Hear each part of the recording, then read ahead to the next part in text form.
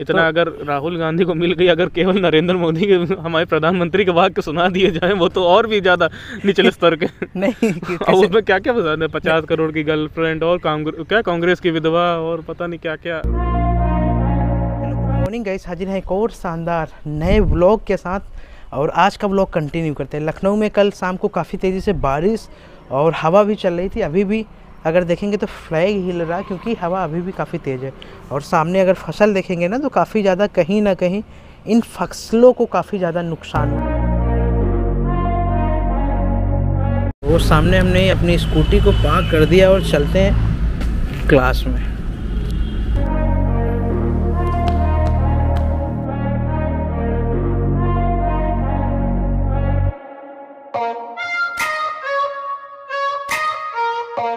अभी आए main building और हमारे वल्लभ भाई, काफ़ी टाइम बाद इनसे मुलाकात हुई। वल्लभ भाई जा रहे हो क्या? जा रहे हैं हमारे वल्लभ भाई और काफ़ी टाइम के बाद मुलाकात हुई, एग्जाम के बाद मुलाकात हुई। वल्लभ भाई, राहुल भाई को तो डिस्क्वालीफाई कर दिया गया डिफेमेशन के केस में, क्या लगता है? मतलब विपक्ष को मजबूती से रखना नहीं है, वो लोगों की आवाज़ों को ना बुलंद कर पाए। एक तरीके से इंदिरा गांधी 2.0 हो गए हैं ये मोदी। कंट्रोल जो सारे ऑपोजिशन है सबको अंदर करो, ऑपोजिशन ही ना बचे। आप पर, सपा पर, कांग्रेस पर फुल डिक्टेटरशिप हो रही है इंडिया में इस समय। तो उसमें हम भी ज्यादा बोले, क्या पता घर पे पुलिस आ जाए, ईडी पहुंच जाए घर पे। हमने तो कुछ किया भी नहीं है। बहुत तेज हो रहा है।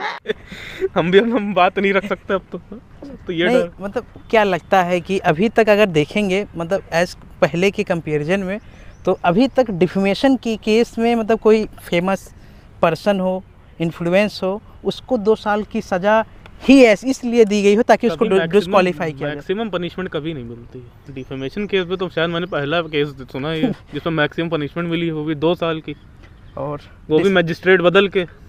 मजिस्ट्रेट चेंज हुआ था? मजिस्ट्रेट चेंज हुआ था उसको। अच्छा। पहले कोई और था, और मैक्सिमम पनिशमेंट मुझे नहीं लगता कहीं मिली है डिफेमेशन केस में। अच्छा।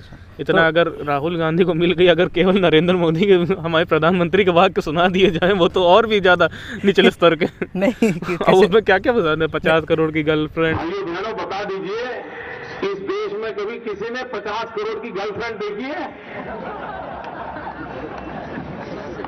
50 करोड़ की गर्लफ्रेंड ये गरीब देश में। और उस समय इतना माहौल खराब हो गया, उनसे इस्तीफा ले लिया गया। अभी भी उन मामले वैसे ही वैसे लटके हुए हैं। कल भी उनको फिर से एक बार मंत्री बना करके बाइज्जत बरी कर दिया गया। कांग्रेस का ये कल्चर देखिए। और कांग्रेस की विधवा और पता नहीं क्या क्या, एक और भी चीजें थी। इनके मंत्री भी कुछ बोलते हैं, वो कौन था, निशिकांत दुबे क्या, वो वैशान ऐसे कुछ बोला था उन्होंने, वो बहुत गंदा है, मैं बोलना भी नहीं चाहता उसको। इसके बाद बीजेपी सांसद निशिकांत दुबे यही नहीं रुके और आरोपों का जवाब देते हुए मर्यादा तक भूल गए और उन्होंने एक ट्वीट में तृणमूल सांसद को नगर वधू तक कह दिया। निशिकांत दुबे ने ट्वीट करते हुए लिखा, जिस महिला को बड़े छोटे का लिहाज नहीं, खासकर विकृत मानसिकता की शिकार बंगाल से आई एक महिला सांसद व मेरे झारखंड के विकृत विधायिका के लिए उनके लिए सभी कार्यकर्ताओं से आग्रह है कि हल्का कमेंट्स नहीं करें। अपने धर्म में वैशाली की नगर वधू तक को सम्मान समाज ने दिया है। अच्छा। मतलब अब उस पर होता ही नहीं बात। जाओ देखो 95% तो विपक्ष पे ही हो रहे हैं हमले।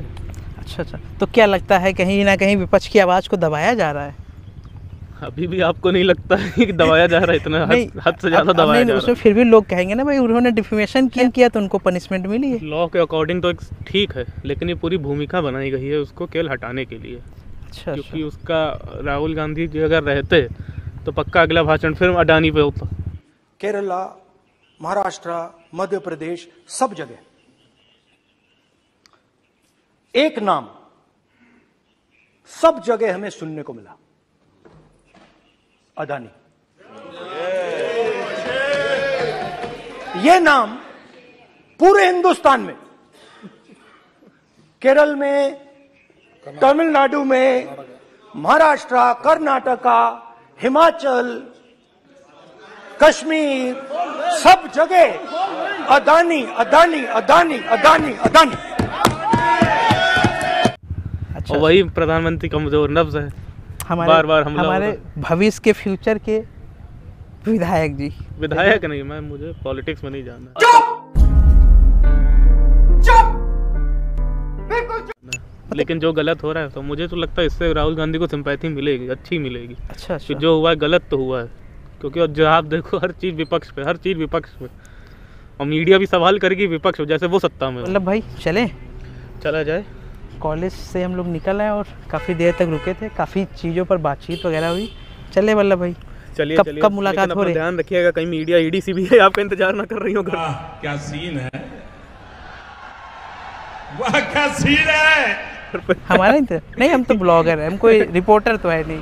नहीं, आपकी वीडियो है मेरे पास बोलते हुए, ऐसा नहीं है। किसमें मंचों पे जाके वो जाके बोलते हैं ना। नहीं, वो तो जो समाज की आवाज़ है उसको यही- हम रखने की अब कोशिश यही करते हैं काम अगर ताकि- मीडिया असली वाली कर रही होती तो हम लोग को करने की जरूरत ना पड़ती। हाँ, यही नहीं, वो चीज़ तो है। है। हम लोग इस फील्ड से हैं कहीं हम ना लोग का कहीं। एक प्रयत्न है, एक समुद्र में एक बूंद के समान, बस। ये प्रयत्न है बस हम लोग का। हम बाकी कम से कम कुछ नहीं होगा तो ये एक बार ज़रूर होगा कि जब एक पक्ष अपने लिए कुछ भी करने के लिए तैयार था तो कुछ लोग ऐसे थे जो विपक्ष की भूमिका में कहीं ना कहीं अपना योगदान दे रहे जी, थे। जी। हम भी हैं उसी में, आप भी उसी में। ठीक है श्रीकांत, ठीक है चलते वल्लभ भाई, निकलते हैं यहाँ से।